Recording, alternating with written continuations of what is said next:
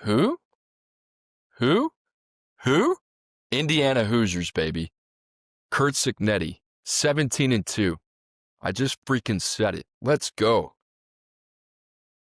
You got to get fired up. It's not even an unauthentic version of me being fired up right now, because here's the thing. Oregon goes into Penn State a couple weeks ago into one of the most hostile environments in the country. They win that game in overtime. And what is my response? Oh, Oregon's one of the most complete teams in the country. They had the best head coach in the country. Dan Lanning, young, dynamic. Who else would you want? That was me saying that. And guess what? I still believe that. But this ain't about Dan Lanning, and it ain't about the Ducks. It's about Indiana and the Hoosiers. It's about Curt Signetti. It's about this team being respected, not in a way of, well, Indiana has shown us enough to be a college football playoff contender. No, cut it out. They're ranked the number 3 team in the country behind Ohio State and Miami, and they deserve to be right there. They went into Eugene, Oregon, Pacific Northwest, against the Danimal, who's got his team playing at a super high level, who's got a quarterback that he said was the best in country, who's got a quarterback that's being mocked to be the number 1 pick in the 2026 NFL draft. And Curt Signetti walked in there with his team made up of almost 70% transfers and won by 10 points. And I will say this, in this era of college football, every single team is going to have their blemish, right? You look at the top teams in the country. Ohio State, what's the question mark? Julian Sain, can he elevate when his team needs him to elevate, when the competition gets a little bit tougher? Can Julian Sain play at a high level? Miami, can Miami put an equal counterpart away in the second half? Can they play that game for 60 minutes? Do they have what it takes to do that? LSU, can they run the ball? Go down the list. Every team has a blemish. Indiana has it. Interior defensive line. Oregon, at times, look like that's what they could do for 4 quarters, and they get away with it. My point is Indiana is legit. Not like legit like, oh, can't wait to see them play on the road in the playoffs and we'll see. Like last year. No, like legit. Maybe not the most talented team in the country, but arguably the most well-coached. And quite honestly, with what I've seen right now, maybe outside of Ohio State, you can make the argument this is the most well-coached team in the country by Sigs inside Cignetti. Dude, these guys are so freaking dialed. I love watching them play defense. You talk about their eye discipline. You talk about fundamentally sound football. You talk about gap integrity. You talk about all those things. You talk about playing the game the right way and playing it fast. That is Indiana football, man. It's 11 hats rallying to the football at all times. And they're guys in the middle, man. Aiden Fisher, Isaiah Jones, Lewis Moore on the back end.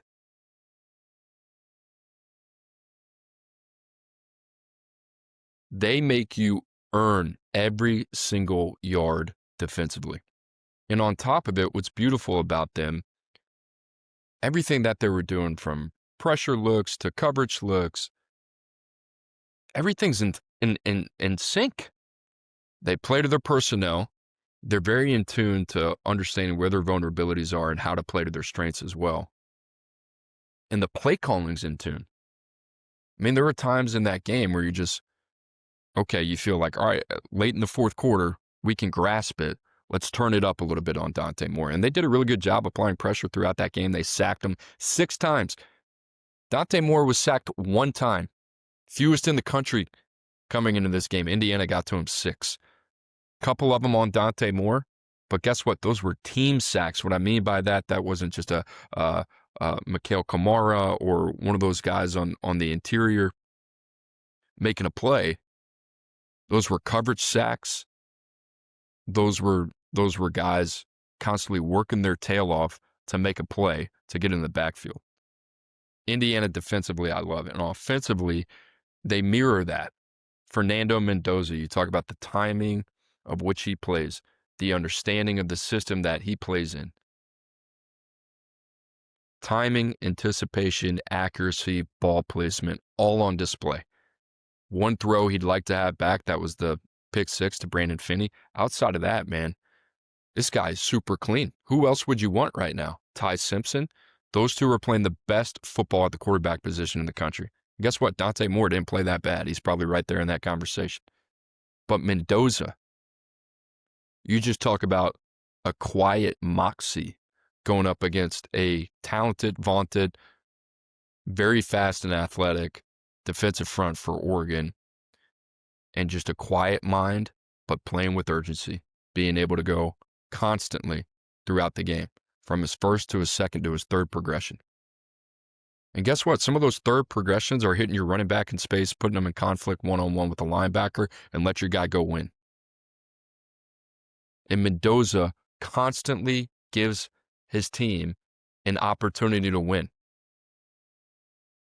And his understanding of situational football is very high level, and that's where he sticks out from the rest of these quarterbacks who might be more gifted than him physically, but he plays the position faster and calmer than anybody else in the country. And his experience is showing up big time for Indiana. Roman Hemby, running back. This was a Big Ten game. This was going up against one of the most physical teams in the country. You're on the road. You got to run the ball. They leaned on Hemby. They leaned on that left side of the offensive line. Let me give a shout out to these guys. I love Pat Coogan in the middle. Such an underrated pickup. Just what he's made of.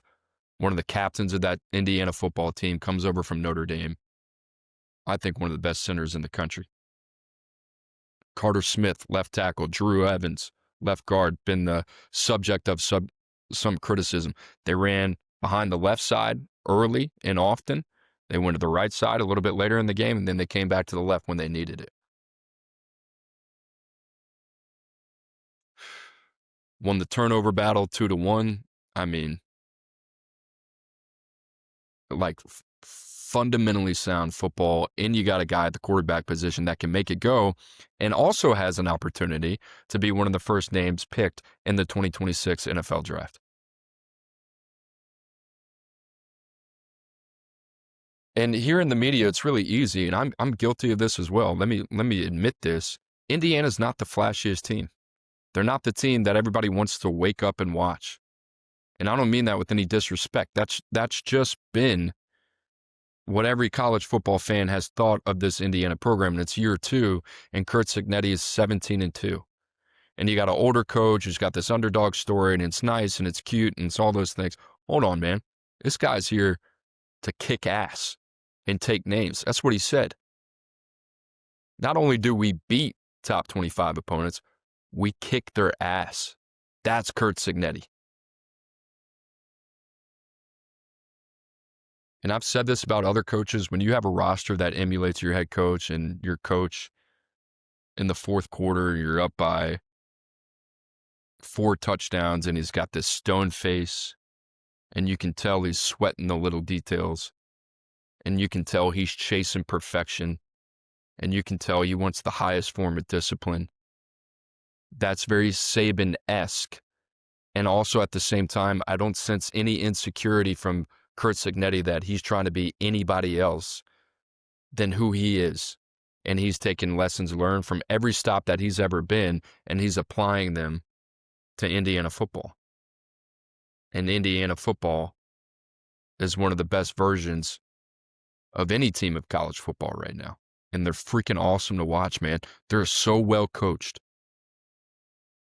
And they play big, and they believe. That's the other thing. These dudes believe. You know how much belief you have to go into that environment and win in the way that they did in a point of attack game? Dan Lanning's the ultimate FU competitor. Curt Signetti, right there with him. Shoot, maybe even higher. Does it matter? No. I mean, both those guys are kind of psycho in the head, which is great. But he laid low all week. He praised on Dan Lanning.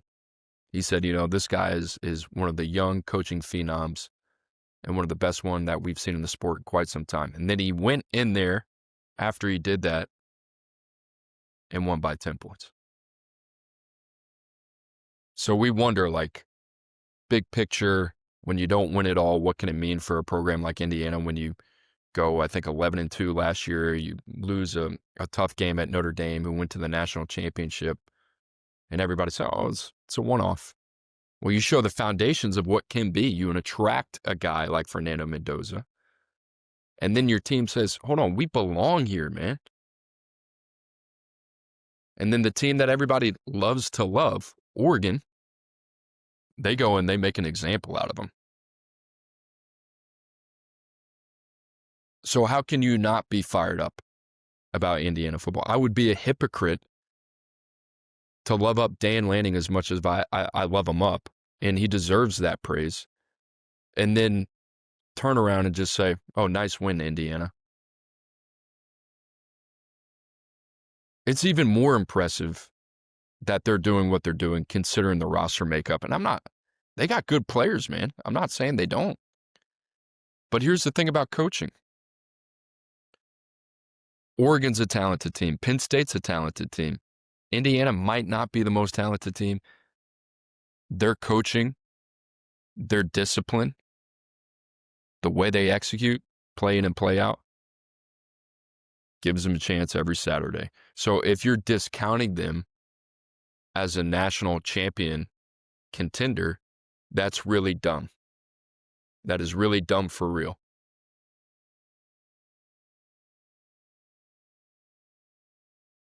Curt Signetti, baby. Sigs inside Cignetti. Sigs inside the college football playoffs.